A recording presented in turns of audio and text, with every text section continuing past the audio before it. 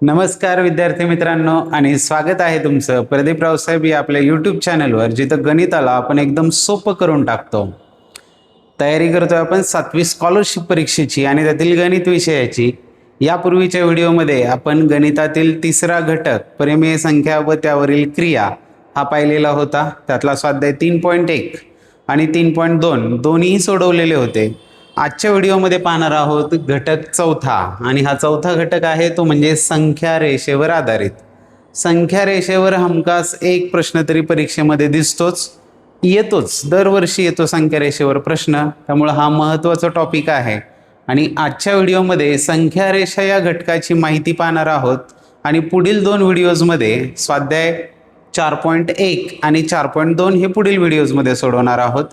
वेळ न घालवता सुरुवात करूया. तत्पूर्वी चॅनलवर जर नवीन असाल तर चॅनलला सबस्क्राईब करून घ्या. हे दरवेळी सांगतोय कारण यापूर्वीचे आणि यानंतरचे व्हिडिओजही तुमच्यापर्यंत सहज पोहोचतील. पुढील 2 महिन्यांच्या आतमध्ये आपण स्कॉलरशिपचा टोटल सिलेबस कव्हर करणार आहोत. त्या सर्व व्हिडिओचा तुम्हाला फायदा होईल. चला तर मग सुरुवात करूया घटक 4 संख्या रेषेला. सर्वात सुरुवातीला आहे ते म्हणजे संख्या रेषेची ओळख. संख्या रेषा कशाला म्हणायचं, तर यामध्ये 2 शब्द आहेत, संख्या आणि रेषा. म्हणजे संख्या आहेत आणि रेषा आहे. तर रेषेवर जेव्हा संख्या दाखवलेल्या असतात तेव्हा त्याला आपण संख्या रेषा असं म्हणतो, आणि एकक अंतरावर या संख्या दाखवलेल्या असतात. म्हणजे सर्व संख्यांमधील अंतर समान असतं. आणि कोणत्या संख्या आपण संख्या रेषेवर दाखवतो, परिमेय संख्या दाखवतो. प्रत्येक संख्येसाठी रेषेवर एक बिंदू असतोच. म्हणजे प्रत्येक बिंदूने एकच संख्या निर्देशित केली जाते. आता ही निर्देशित करणे काय आहे ते पुढे पाहणार आहोत. तत्पूर्वी संख्या रेषा कशाला म्हणायचं हे पाहूया. तर संख्या रेषेवर सर्वात मध्यभागी नाही म्हणता येणार का, तर रेषेला काही मध्यबिंदू नसतो, कारण रेषा दोन्ही बाजूंना अमर्याद असते. पण मध्ये जो पॉइंट आहे की जिथून आपण सुरुवात करतो उजवीकडे डावीकडे, तर जो पॉइंट आहे त्याला आपण 0 आणि त्यालाच आपण O या अक्षराने दर्शवत असतो. त्यालाच आपण आरंभ बिंदू असं म्हणतो. इंग्लिशमध्ये आपण याला ओरिजिन म्हणतो. संख्या रेषेवर शून्याच्या उजवीकडे, शून्य का पहिल्यांदा सांगितला, तर शून्याच्या उजवीकडे आणि शून्याच्या डावीकडे असा आपण विचार करणार आहोत. शून्याच्या उजवीकडे ज्या आहेत त्या आहेत धनसंख्या, की ज्यांना आपण पॉझिटिव्ह नंबर्स म्हणतो. मग हे पॉझिटिव्ह इंटिजर्स म्हणा किंवा पॉझिटिव्ह रॅशनल नंबर्स म्हणजेच धनपरिमेय संख्या म्हणा. आणि शून्याच्या डावीकडे डाव्या बाजूला काय आहेत, त्या आहेत ऋण संख्या म्हणजेच negative numbers, negative integers, negative rational numbers. हे सगळे कुठे आहेत, डाव्या बाजूला आहेत, शून्याच्या डावीकडे. उजवी डावी कळली. यामध्ये एक कन्फ्युजन होऊ देऊ नका की परिमेय संख्या म्हणतोय, तर नैसर्गिक संख्या या देखील परिमेय संख्या असतात, पूर्ण संख्या देखील परिमेय संख्या असतात, आणि पूर्णांक संख्या देखील परिमेय संख्याच असतात. त्यामुळे परिमेय संख्या म्हणजेच त्यामध्ये नैसर्गिक आल्या, पूर्ण आल्या, पूर्णांकही आल्या. आणि परिमेयामध्ये ह्या तिन्ही सोडून अजून वेगळ्या की ज्या आपण अपूर्णांक स्वरूपात म्हणजे अंशछेद रूपात लिहितो, त्या संख्या देखील आपल्याला संख्या रेषेवर दाखवता येतात. यात येणारे प्रश्न जे आहेत त्यामध्ये संख्या रेषेवरील बिंदूंमधील अंतराशी संबंधित प्रश्न येतात. सुरुवातीला हे तर समजलं संख्या कशा असतात संख्या रेषेवर, आणि 2 परिमेय संख्यांच्या दरम्यान अनंत परिमेय संख्या असतात. हे आपण परिमेय संख्यांच्या ओळखीमध्येही पाहिले. त्या आपण संख्या रेषेवर दाखवू शकतो. आणि डावीकडील संख्या या नेहमी लहान असतात उजवीकडील संख्येपेक्षा. का, तर उजवीकडे या संख्या वाढत जातात, म्हणजे यांचं मूल्य वाढत जातं, आणि डावीकडे यांचं मूल्य कमी कमी होत जातं. त्यामुळे उजवीकडील संख्या ही नेहमी मोठी असते डावीकडे असणाऱ्यांपेक्षा. म्हणजेच -1 हे मोठे आहेत -3 पेक्षा.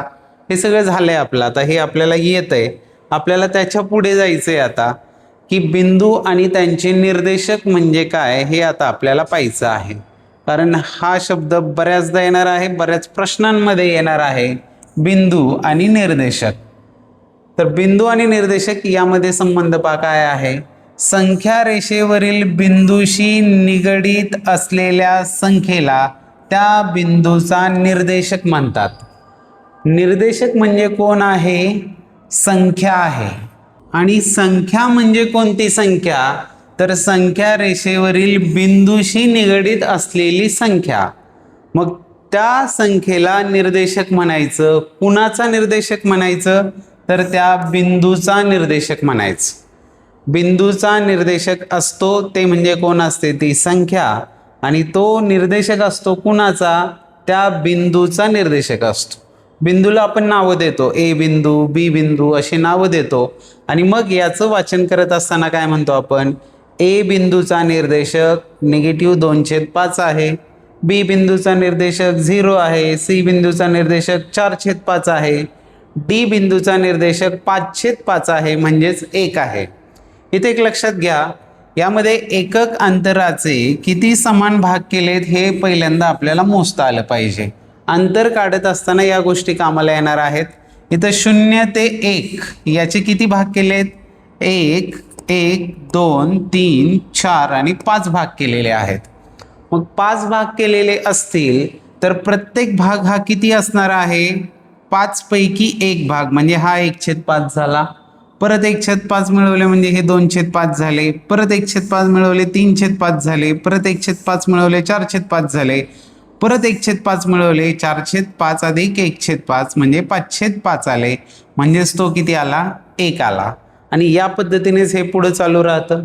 याच पद्धतीने डावीकडे हे निगेटिव्ह 1/5, -2/5, -3/5 या पद्धतीने इकडे कमी कमी होत जातात.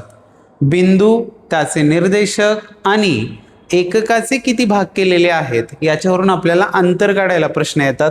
तिथे आपल्याला निर्देशकही माहीत लागतात आणि त्यामधील अंतर कसं काढायचं हे पण माहीत लागतं.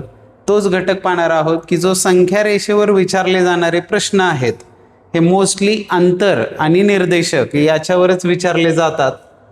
तर यामध्ये पाहूया आता, दोन बिंदूंमधील अंतरे काढणे, आणि अंतर काढण्याचा साधा सोपा मार्ग आहे मोठा निर्देशक वजा लहान निर्देशक. अंतर बरोबर काय, मोठा निर्देशक वजा लहान निर्देशक. यावरून एक गोष्ट आपल्या लक्षात येते की अंतर हे नेहमी पॉझिटिव्ह असते. अंतर काय असते, पॉझिटिव्ह असते. निर्देशक पॉझिटिव्ह किंवा निगेटिव्ह असू शकतो. उजवीकडे जर बिंदू असेल 0च्या तर तो निर्देशक पॉझिटिव्ह येणार आहे, पण 0च्या डावीकडे जर बिंदू असेल तर त्याचा निर्देशक जो आहे तो निगेटिव्ह येणार आहे. मात्र त्या दोघांमधील अंतर हे नेहमी पॉझिटिव्हच असते.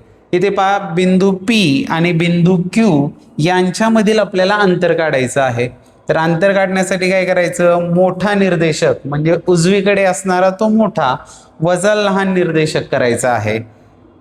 म्हणजे इथे +5 मायनस -3 करावं लागेल. 5 मायनस -3. मायनस जर असेल, निगेटिव्ह असेल तर आपण ब्रॅकेट टाकतो. एखादी संख्या वजा करणं म्हणजे तिच्या विरुद्ध संख्या मिळवणं, असं केलं तरी चालेल. किंवा आता ॲडव्हान्स लेवलला जर तुम्ही पोहोचला असाल तर निगेटिव्ह इंटू निगेटिव्ह, इथं काहीच नाही म्हणजे काय असतो, हा -1 असतो. -1 आपण याला मल्टिप्लाय करत असतो. -1 इंटू -3 काय होतात, ते +3 होतात. गलत को गलत कहना सही बात है. आणि 5 आणि 3 होतात 8 एकक. हे झालं त्यातील अंतर. ते आपण असं मोजूनही काढू शकतो, 1 2 3 4 5 6 7 8. पण मोजत बसणं म्हणजे हा लॉंग कट झाला. आपण गणित, मी सांगितलं तुम्हाला, आळशी लोकांचं आहे, त्यांना एकदम सहज सोपा मार्ग लागतो. गणितात जे विचार करतात, गणिताचा जे अभ्यास करतात, ते नेहमी प्रत्येक समस्येमध्ये सहज सोपा मार्ग काय काढता येईल हे प्रॉब्लेम सॉल्विंग स्किल त्यांच्याकडे आपोआप या विषयामधून येत असतं. अंतर काढण्यासाठी मोठ्या निर्देशकातून लहान निर्देशक वजा करायचा, हा एक साधा सोपा प्रश्न होता. यावर आधारित चॅलेंजिंग प्रश्न जे आहेत ते आपण स्वाध्यायामध्ये पाहणार आहोत. पण या अंतराचाच फायदा घेऊन एक प्रश्न मी आत्ताच घेतलेला आहे की पुढे स्वाध्यायात तर पाहणारच आहोत, पण अंतर कसं काढायचं. तर इथं अंतर दिल्यावर निर्देशक विचारलेले आहेत. बिंदू ए पासून काय म्हटलेलं आहे, बिंदू ए पासून 1 एकक अंतरावर असणाऱ्या बिंदूचे निर्देशक किती असतील. किती असतील म्हणजे कोणते असतील, किती असतील तर 2 असणार आहेत ते निर्देशक. 2 कसे असतील, 1 एकक अंतरावर. तर पहिलं तर आपल्याला ए बिंदू सांगितलेला आहे, हा इथे आहे ए बिंदू.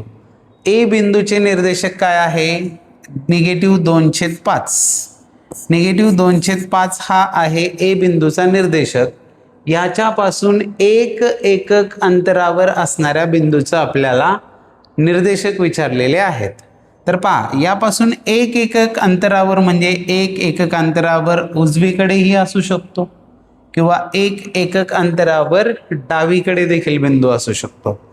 आता उजवीकडे जो 1 एकक अंतरावर असणारा बिंदू आहे तो मिळवण्यासाठी आपण काय करणार, यामध्ये +1 करणार, त्यामध्ये 1 मिळवणार, म्हणजेच तो निर्देशक येणार आहे -2/5 +1 होणार आहे. आणि जो ए पासून डावीकडे 1 एकक अंतरावर असेल तो निर्देशक मिळवण्यासाठी आपण याच्यातून काय करणार आहोत, -1 करणार आहोत, 1 वजा करणार आहोत, -1 करणार आहोत. चला आता हे सोडूया. 1 म्हणजेच काय, हे 1/1 आहेत. आता याचा छेद समान करायचा, म्हणजेच इथं काय होतील 5/5, याचा छेद 5 होईल, कारण अंश आणि छेद दोघांनाही 5 ने गुणणार आहोत आपण. म्हणजे हे -2/5 मायनस 5 एके 5, 5/5. चिन्ह सारखी आहेत, म्हणजे दोघं पण निगेटिव्हचे मेंबर आहेत, म्हणजे यांची काय होणार, बेरीज होणार, ते एकत्र येणार आणि हे होणार आहेत -7/5.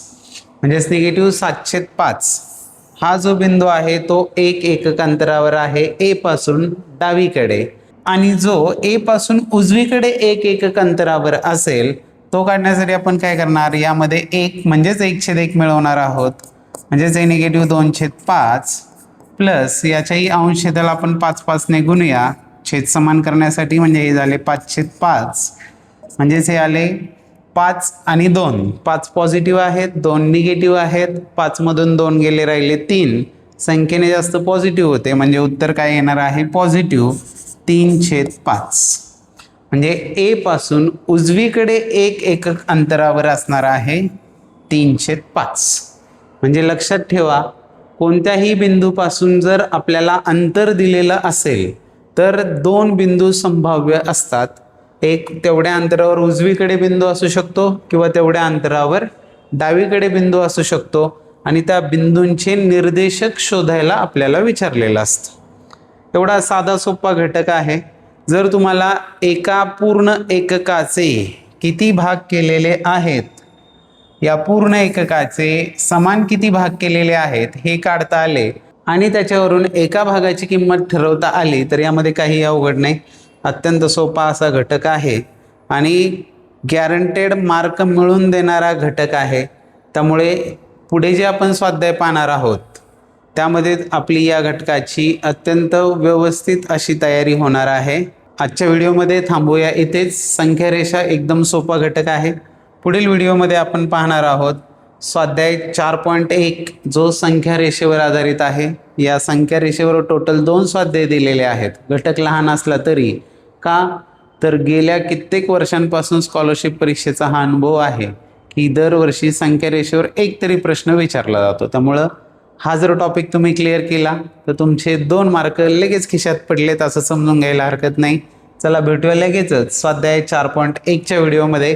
तोपर्यंत छान राहा, सोबत राहा, अभ्यास करत राहा. धन्यवाद.